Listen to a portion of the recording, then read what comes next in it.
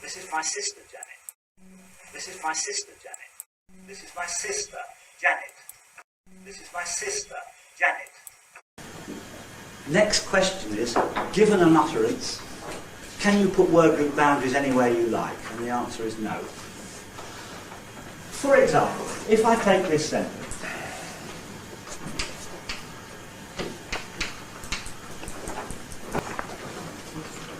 my father is arriving on Tuesday, I can say that just as one word group containing one nucleus if I want. So I can put a word group boundary at the beginning, and I can put a word group boundary at the end. And say it like this. My father is arriving on Tuesday. My father is arriving on Tuesday. My father is arriving on Tuesday. Now I can do more than that if I want. For example, I could put a word group boundary there. And say, instead of, my father is arriving on Tuesday, which is only one word group, I could say, my father is arriving on Tuesday. Say, my father is arriving on Tuesday. Say, my father is arriving on Tuesday. Okay, two word groups with a boundary between father and is. I could get rid of that one, if I wanted, and put one there instead. My father is arriving on Tuesday. My father is arriving on Tuesday. My father is arriving on Tuesday. Okay, that sounds all right. I could put both of them in if I wanted. My father is arriving on Tuesday. My father is arriving on Tuesday. My father is arriving on Tuesday. However, there are some places where it is very unlikely that I would put word group boundaries. Let's have a different colour. For example, this is an extremely unlikely place for a word group boundary. If I put one there and nowhere else, then I would say something like, my father is arriving on Tuesday. Sounds very odd. Another place which is very unlikely that I'm going to put the word group boundary is there. My father is arriving on Tuesday. My father is arriving on Tuesday. My father is arriving on Tuesday. Ah, just a minute. Just a minute. I could say that, couldn't I? My, meaning, my goodness, or wow, or help, or something. Father is arriving on Tuesday, I'd forgotten. But notice that if we do put a word group boundary there, what we force the hearer to do is to reanalyze the syntax of the grammar of the sentence. Now, with a word group boundary here, it is no longer a noun phrase with a head noun preceded by some sort of determiner or whatever you want to call my, with two different phrases, my, an interjection, and father, a noun phrase. Now that proves something. If you've got a word group boundary somewhere, it has to coincide with some important syntactic boundary. Yeah? Now, there's no important syntactic boundary between on and choose. Okay? That's all one phrase. Okay? There's no real division there, syntactic division. So that's why we can't put a word group boundary there. If we do put a word group boundary here between my and father, then what we are signalling is that there is a syntactic boundary there, when first we didn't think there was. Okay? So word group boundaries coincide with syntactic boundaries, but not syntactic boundaries of any particular sort, just syntactic boundaries. So word group boundaries do not coincide all the time with sentence boundaries, or with noun phrase boundaries, or with verb phrase boundaries, but just with boundaries. Okay. However, there are some tendencies in English for the placement of word group boundaries. If we have a simple sentence which consists of a subject and object a subject, a verb and an object, or subject, a verb and some sort of complement, adverbial complement, and none of those components are very long or complicated, then the likelihood is that the sentence will be one word group. Okay? So a very simple sentence like that. John isn't here. John isn't here. John isn't here. Okay, one word group. I could split it into two word groups if I wanted to, but it's a little less likely.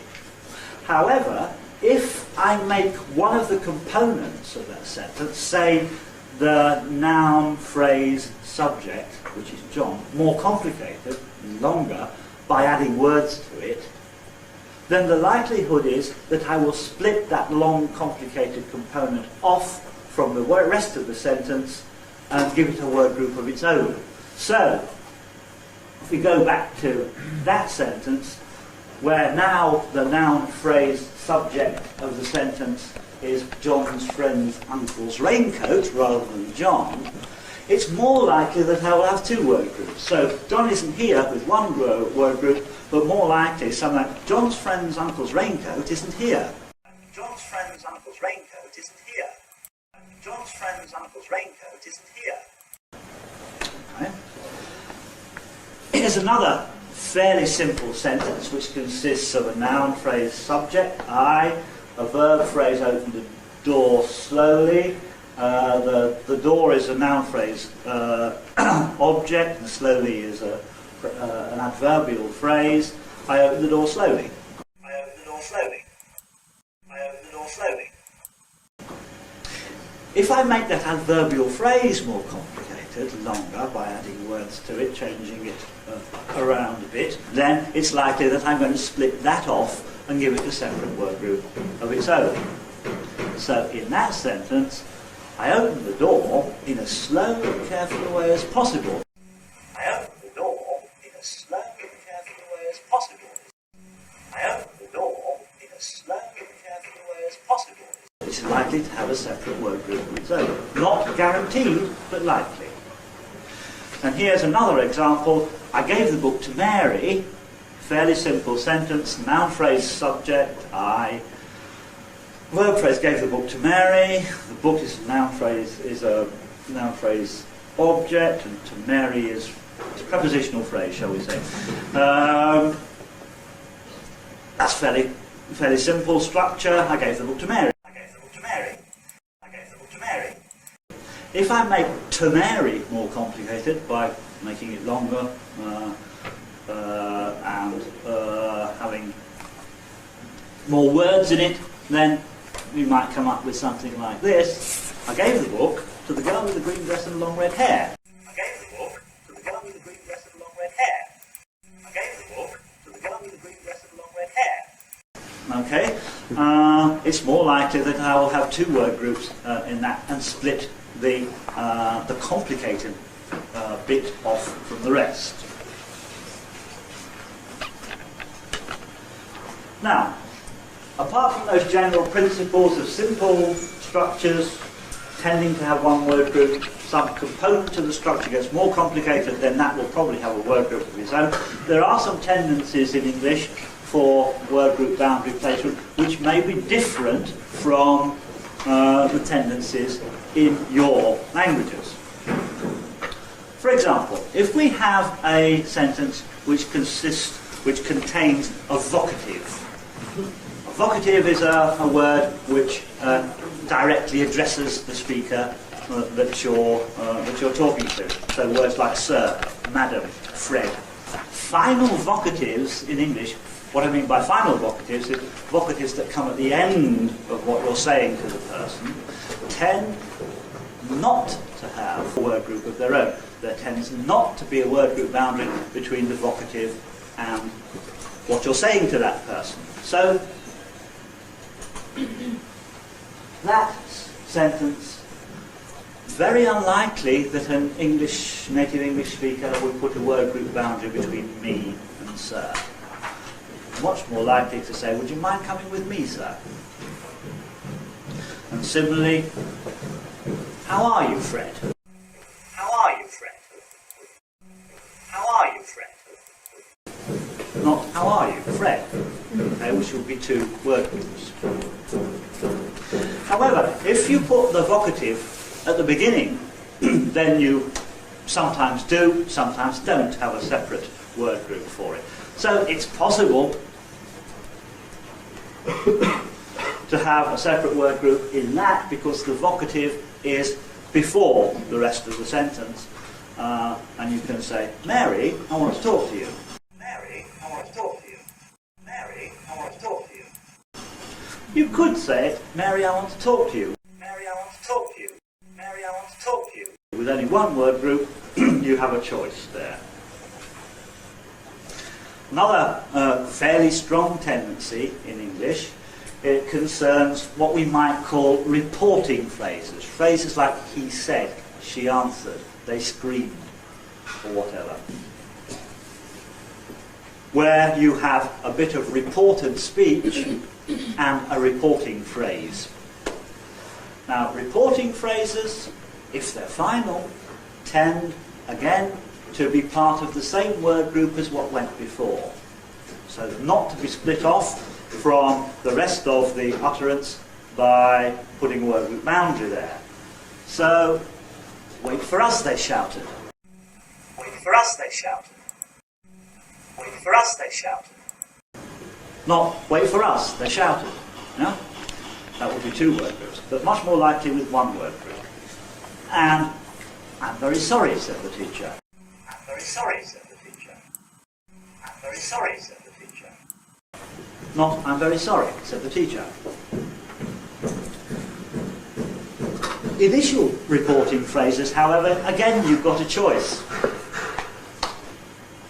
I could say that sentence, she answered I don't care, as one word group. She answered I don't care. She answered I don't care. Or she answered I don't care. Or she answered I don't care. Or she answered I don't care. As two word groups. So that word group boundary there in the middle is optional. You don't have to have it, but you can have it. Another tendency in English for word group boundary placement concerns appositional phrases. When you've got two phrases which refer to the same thing, have the same grammatical function in the sentence, if that is the case, they tend to be divided from one another by placing a word group boundary between them. So, for example, that if I have a sister and she happens to be called Janet, I might introduce you to her like that. This is my sister, Janet. This is my sister, Janet. This is my sister, Janet. My sister and Janet are the same person, and in that sentence, my sister and Janet are fulfilling the same syntactic function. Here's another example. I've just seen Joe Bloggs, which is a famous footballer. I've just seen Joe Bloggs, which is a famous footballer. I've just seen Joe Bloggs, which is a famous footballer. Joe Bloggs and the famous footballer are the same person. They're fulfilling the same syntactic function. They are in apposition to one another. It is likely that we will have separate word groups, so that they will be in separate word groups. Notice what happens, if we go back to this example here, notice what happens if I get rid of that word group boundary and say, instead of, this is my sister, Janet, and have one word group, this is my sister, Janet. This is my sister, Janet. This is my sister, Janet. That's now going to be a vocative. My sister happens to be called Sally, and I'm talking to Janet and introducing her to my sister. So this is my sister, Janet. Really does mean something different from this is my sister, Janet. And the final thing I want to talk about here, very quickly, is the matter of what we might call comment adverbs. Adverbs which comment on the whole of the message of the rest of the sentence. Okay? Like fortunately. If I say that, fortunately I managed to find my wallet, what it really means is it was fortunate that I managed to find my wallet.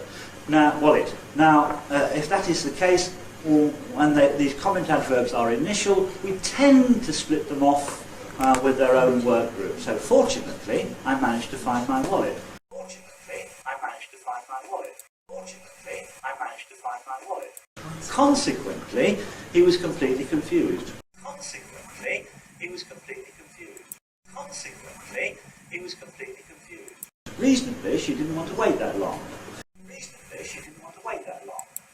Reasonably, she didn't want to wait that long. If they're at the end, then I think we have a choice whether to have a word group boundary between them or not. Okay, so those are some general tendencies and some specific uses of tonality in English. Are there any questions for me?